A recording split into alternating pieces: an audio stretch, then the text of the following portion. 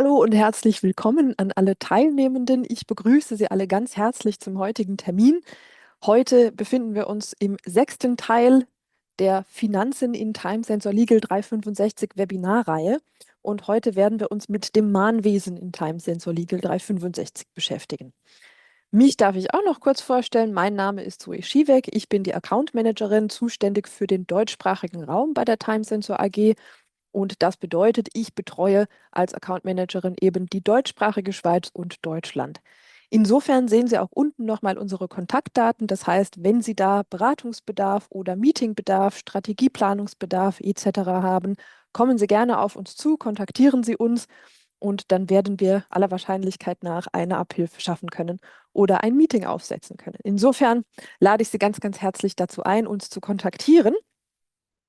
Wir schauen uns aber zunächst einmal die Agenda für den heutigen Termin an. Heute geht es, wie gesagt, um die Mahnungen in Time Sensor Legal. Das bedeutet, wir würden uns zunächst mal anschauen, wie wir eine Mahnung erstellen. Dann würden wir uns etwas tiefer in die Mahnschemen begeben und dann würden wir uns noch mit Mahnstopps und Zahlungsplänen beschäftigen. Ich bedanke mich gleich an dieser Stelle vorab schon mal für Ihre Teilnahme am heutigen Termin oder auch, wenn Sie nur das Video auf YouTube anschauen. Ich bedanke mich in jedem Fall für Ihre Aufmerksamkeit. Unten sehen Sie noch einmal unsere Kontaktdaten und wir befinden uns auch gleich schon im Time Sensor Legal 365.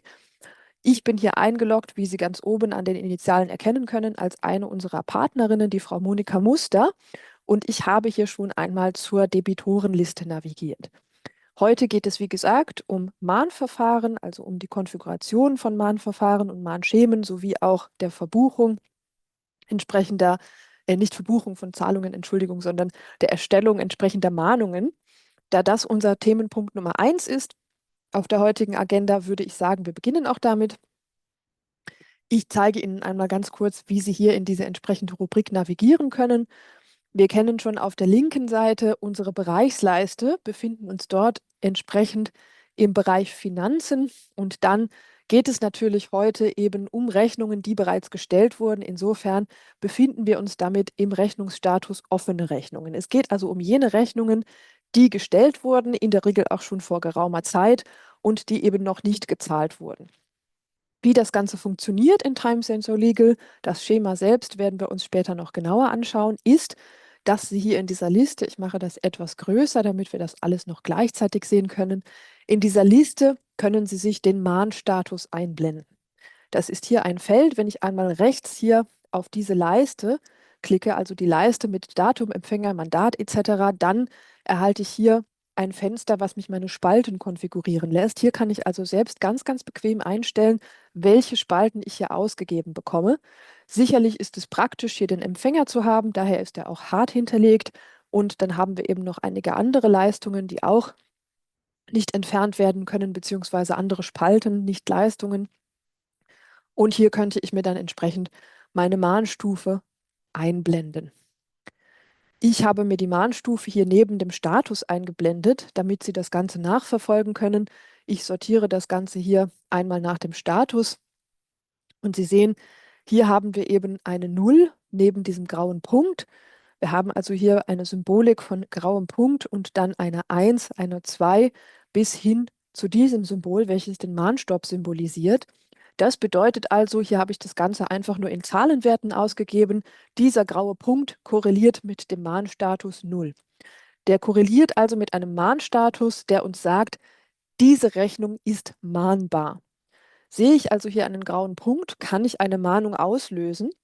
Sehe ich eine 1, dann ist eine erste Mahnung schon erfolgt, beziehungsweise die Frist für eine erste Mahnung ist schon abgelaufen und ich könnte diese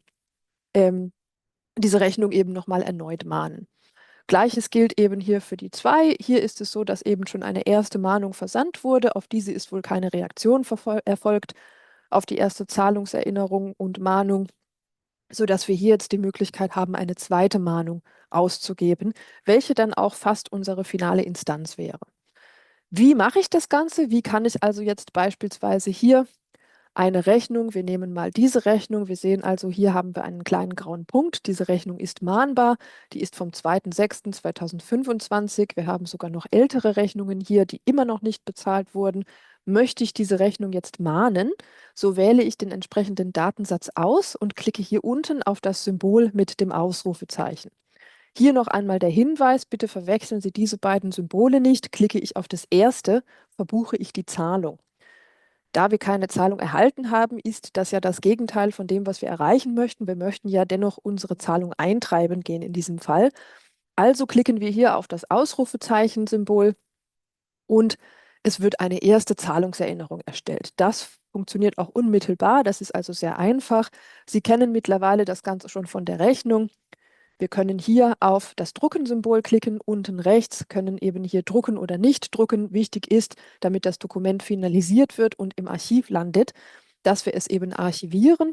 Und um das noch einmal kurz zu zeigen, hätte ich wie bei Rechnungen auch hier unten eben die Möglichkeit, noch dieses Dokument an die erste im Dossier hinterlegte E-Mail-Adresse oder Faxadresse zu versenden. Hier wird also immer jene E-Mail-Adresse angezeigt, die wir eben im Dossier als erstes hinterlegt haben, also als erste Geschäftsadresse. Das wären unsere Möglichkeiten. Ich würde jetzt in diesem Fall sagen, ich möchte die Mahnung versenden und löse nun mit dem Klicken des OK-Buttons aus, dass diese Mahnung samt QR-Code, also samt ESR, im Archiv meines Mandates ankommt.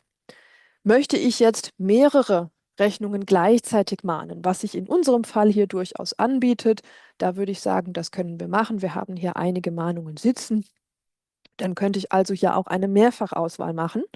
Ich würde also beispielsweise jetzt mal hier jene Rechnungen auswählen, die ich mahnen möchte und könnte dann in diesem Fall noch einmal, oh, Moment, jetzt habe ich mich verklickt, könnte dann hier noch einmal auf den entsprechenden Button klicken und wir sehen jetzt, dass eben hier 10 Adressen mit in meine Selektion eingeschlossen sind. Was jetzt passiert, ist, dass ich eben nicht nur auf einer ausgewählten Adresse im Editor im Hintergrund die Mahnung kreiere und archiviere mit Druck der OK-Taste, sondern dass ich eben das Ganze für 10 Adressen gleichzeitig vorführe oder vollziehe in diesem Fall. So, das machen wir mal und wir sehen, der Herr Werfel, einen kleinen Moment, müssen wir ein Sekündchen warten, dass er das auch für alle ausgewählten Datensätze macht. Und Sie sehen schon, dass eben hier sich jetzt der Mahnstatus ändert, dass wir hier also nicht mehr den kleinen grauen Punkt stehen haben.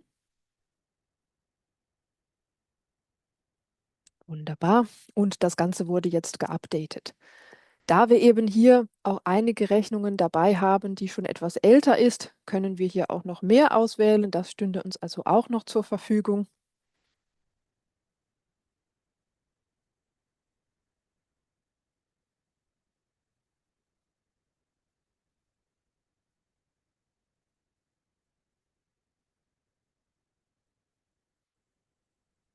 Wir schauen uns das Ganze einmal an.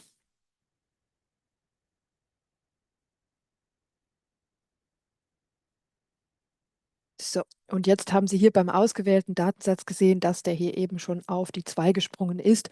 Das ist eben einfach dem geschuldet, dass wir hier schon einige Zeit vergehen lassen haben. Sie sehen, es handelt sich um eine etwas ältere Rechnung. Ich möchte es aber bewusst so zeigen, damit wir eben hier ganz komprimiert alle Abläufe gleichzeitig simulieren können. In Realität sieht das Ganze selbstverständlich so aus, dass Sie immer wieder gewisse Fristen zwischen den einzelnen Mahnverfahren oder Mahnungen verstreichen lassen werden. Um das jetzt eben hier komprimiert zu zeigen, machen wir das aber nicht so. Als nächstes, da wir jetzt wissen, wie wir eine Mahnung erstellen, schauen wir uns an, wie das Ganze im Hintergrund konfiguriert ist. Dazu navigieren wir in den Bereich der Einstellungen. Hier einmal der Hinweis, dass nicht jeder User Zugriff auf die Einstellungen hat. Das hängt von der Zugriffsrechteausgestaltung in Ihrer Kanzlei ab. Sollten Sie eben diesen Button hier nicht sehen oder sollten Sie bei Klick auf diesen Button lediglich den Benutzer den Benutzer hier oben sehen, dann liegt es eben daran, dass Ihre Zugriffsrechte eingeschränkt sind. In dem Fall wenden Sie sich bitte an einen der Kanzleiadministratoren. Die haben Administratorenrechte und können eben hier Vollzugriff ausüben. Ich kann das auch, da ich eben als eine unserer Partnerinnen, welche Administrationsberechtigung hat, angemeldet bin. Ich kann also hier auf den Radio-Button der Parameter klicken, navigiere dann hier in die Sektion Finanzen und sehe hier unten ein Mahnschema.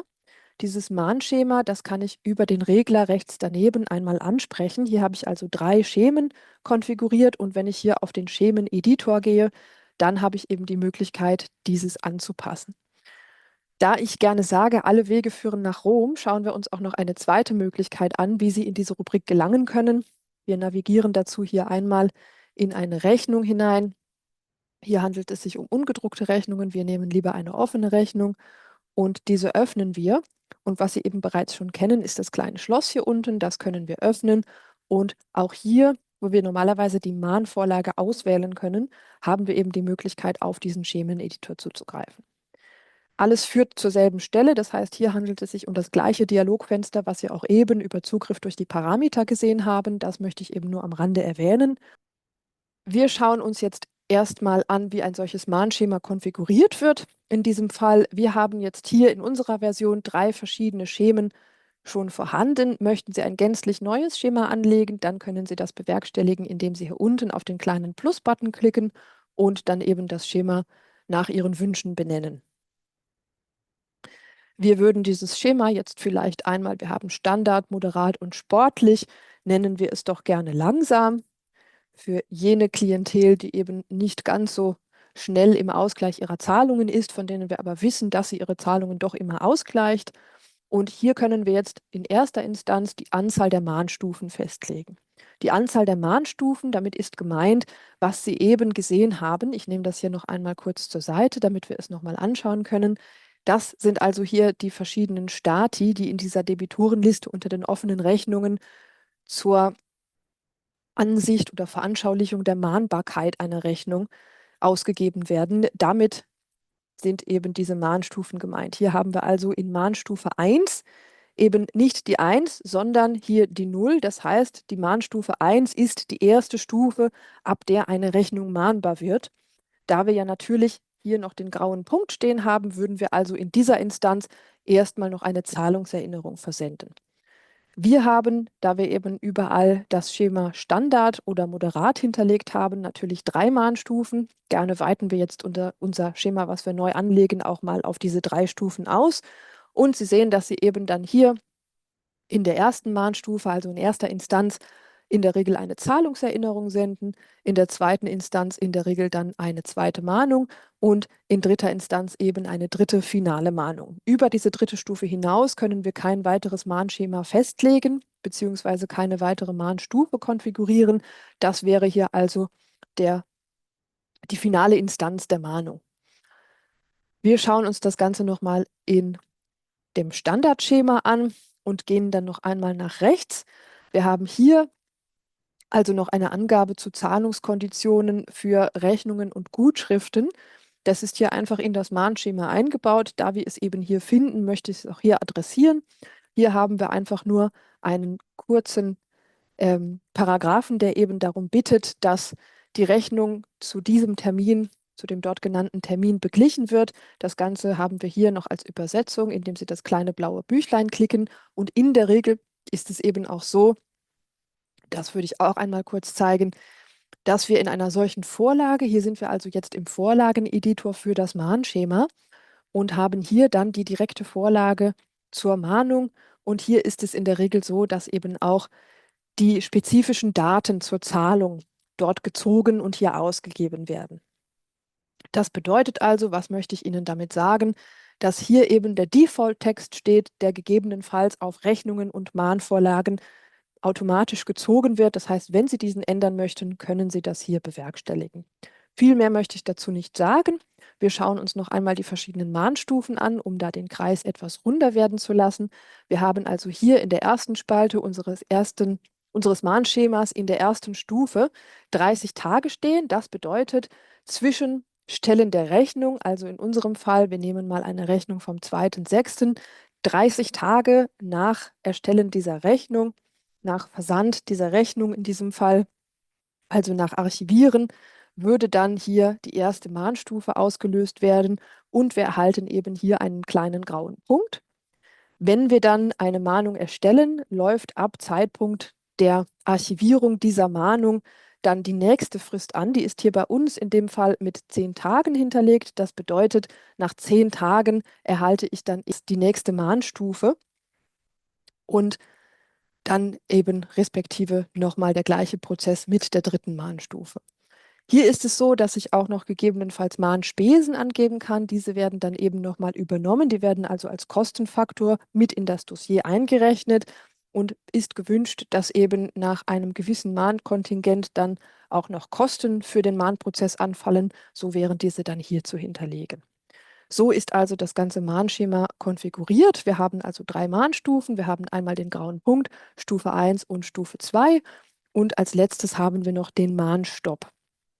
Das wäre auch der nächste Punkt unserer Agenda, der Mahnstopp. Was passiert also, wenn wir eben 3-mal gemahnt haben? Das heißt, wir haben über die Mahnstufe des grauen Punktes hier eine Zahlungserinnerung geschickt. Wir haben eine erste Mahnung geschickt. In diesem Fall wäre es natürlich dann korrekterweise die zweite Mahnung.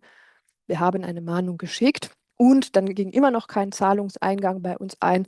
Also haben wir auch noch eine nächste Mahnung darauf geschickt. Insgesamt hat unser Klient also zu diesem Zeitpunkt 3 Briefe erhalten. Er hat immer noch keine Zahlung geleistet. Wie gehen wir als nächstes vor? Nun werden wir aller Wahrscheinlichkeit nach einmal telefonisch mit dem Mandanten, der Mandantin in Kontakt treten und werden höchstwahrscheinlich eine von 2 Optionen mit der Person ausarbeiten. Option Nummer 1 ist, dass wir möglicherweise ein Zahlungsziel oder eine Ratenzahlung vereinbaren. Beides könnte ich eben möglicherweise im Hinweisfeld oder hier in der Ratenzahlung hinterlegen. Dazu müsste ich natürlich hier einmal das Ganze öffnen. Und je nachdem, was ich vereinbart habe, könnte ich eben hier sagen, ich möchte hier eine Ratenzahlung von bis zu 36 Einzelzahlungen hinterlegen oder ich möchte eben hier einen Mahnstopp verhängen. Möchte ich einen Mahnstopp verhängen, dann würde ich eben hier an die Mahnvorlage gehen und würde hier den Mahnstopp einstellen. Wir machen das einmal exemplarisch und Sie sehen, dass eben hier jetzt dieses Zeichen auftaucht. Das bedeutet, ich habe jetzt hier gesagt, ich möchte den weiteren Verlauf der Eskalation zwischen den verschiedenen Mahnstufen aussetzen, weil ich eben mit dem Klient, der Klientin gesprochen habe und wir zu einer Vereinbarung gekommen sind. Das wären also hier unsere Optionen.